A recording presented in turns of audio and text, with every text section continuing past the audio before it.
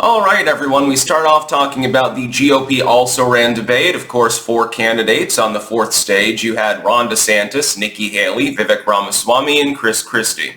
Only 3 of the candidates are being talked about right now, and only 2 of them generally, and those are Ramaswamy and Christie, who collectively have about 5 points between them as far as where they are in the race.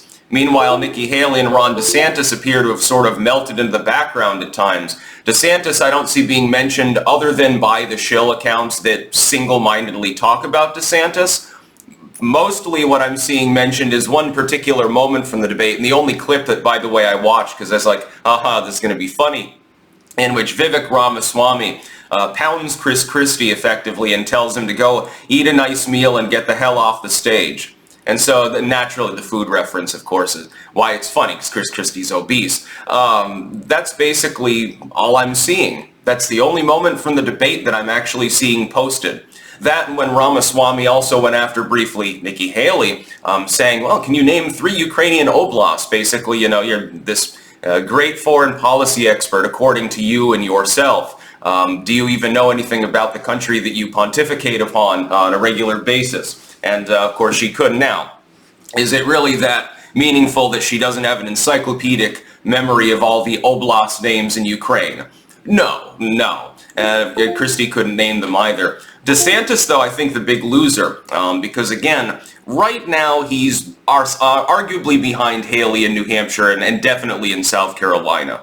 He's at risk of falling behind in Iowa. What he needs to have is a decent boost in order to make sure at the very least he comes in second in New Hampshire.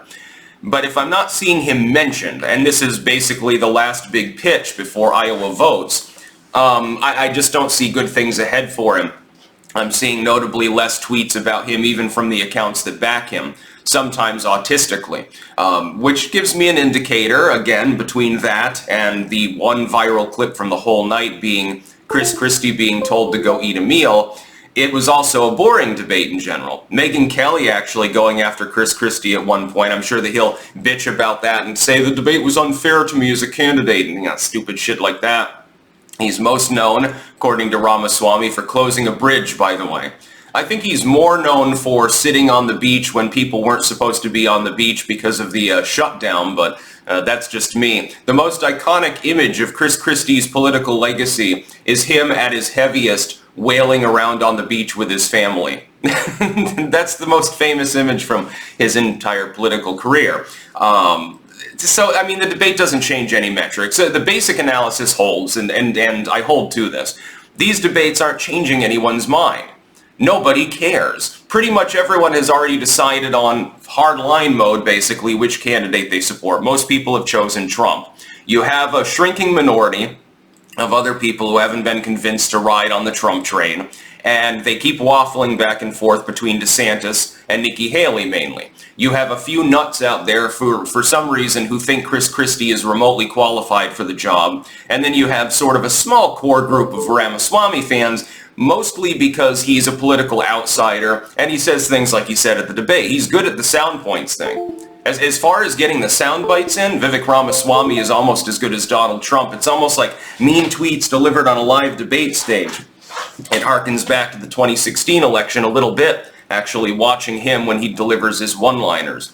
But he's not viable. He already peaked some time ago. He's come well down from that. Christie never really had any skin in the game anyway, sort of more like a Pence, like a doomed candidacy. At least with Pence, there was like a political pulse for a while because he got in early. With Christie, there's never been. I mean, in New Hampshire, he's riding arguably in 3rd place somehow, which shows that the New Hampshire voting base can be a little bit bizarre. Other than that, there's nothing. It's between Haley and DeSantis for 2nd place. It looks like it might end up being Haley. And if DeSantis, by the way, doesn't get second in Iowa, you can expect him to drop out before Super Tuesday, definitely, because he doesn't want to get completely humiliated in his home state where Trump leads him by 30, 40 points or something around that mark. Trump will win Florida even if he lost several of the first 4 states, and he won't.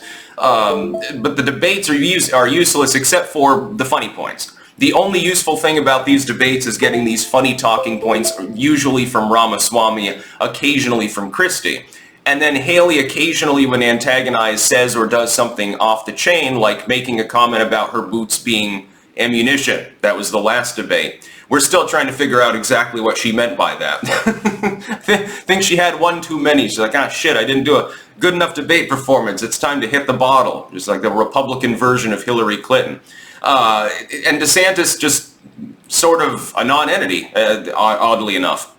When I look at the replies, I see Vivek is trending. I see Christie is trending. People are talking about Nikki Haley, if only because her main mark is, hey, I'm a foreign policy expert and I want to talk about Israel and Ukraine, but I don't know enough about these places to actually be legit weighing in on them. And, oh shit, I just got exposed by Ramaswamy. Tonight I'll have to hit the tequila twice as hard.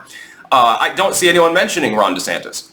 My main read is he did what was expected, which is he's going to be the average Joe median candidate at the debate. So there'll be a couple of fiery moments, but in general, Ramaswamy is going to take pot shots at everyone, but he seems to like going after Haley the most because he gets under her skin the most. She doesn't like being criticized by a male. You can tell that it rankles her. It's fun to go after Christie because he self-deprecates, but with Ron DeSantis, it's not so much fun, and I think Ramaswamy might at this point be in it more for his own personal amusement than anything else. Maybe he'll run for the Senate, next time around or something like that. Or he'll be a perpetual candidate who just self-funds himself forever. I mean, he's not an old dude. I think he's barely 40, isn't he? Well, there's one good qualification. It certainly wouldn't be a gerontocracy. Christie, meanwhile, is just, he waddles up there and he rants about Trump and never smiles. He's always got that grumpy face like he's about to prosecute somebody for, child abuse or something like that. And the debate just sort of falls apart. I don't need to watch the debate to know how it went because it's formulaic. I've seen the other three debates. Basically, it's just the same thing. It's like a coin minting machine. Those coins may be slightly different, but they're passably the same. They have the same figure on them, the same number, unless your machine somehow stops working. The candidates have their own personalities, and they have their own proclivities, and they have their own stated ideologies, although candidates typically, once elected, they deviate from that quite wildly. And when they don't, they get trumped. Prosecuted for business fraud years after the fact, artificially upgraded to felony charges and shit like that. If you have any consistency and moral fiber, then they go after you because they don't like moral people to be in government. Sort of like mixing water and oil, I suppose, to them. But expecting them to suddenly shift. Like expecting Ron DeSantis to magically become charismatic. Ramaswamy to suddenly be more somber. Haley to understand foreign policy, or Christie to lose 50 pounds and finally build a platform for his campaign that isn't just Trump derangement syndrome, is asking the impossible. They've already locked themselves into the way that they're doing things, and part of that is all of these people's advisors and staff seem to fucking suck. I mean, advising Christie to remain in the race self-deprecatingly, that's not necessarily the advice that a sane person, I think, would give him. So yeah, Ramaswamy gets the quote of the night. In fact, the only one I'm really seeing discussed.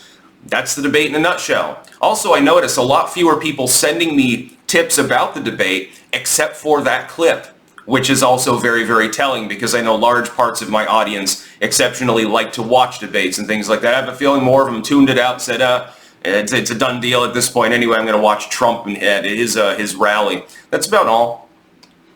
Peace out.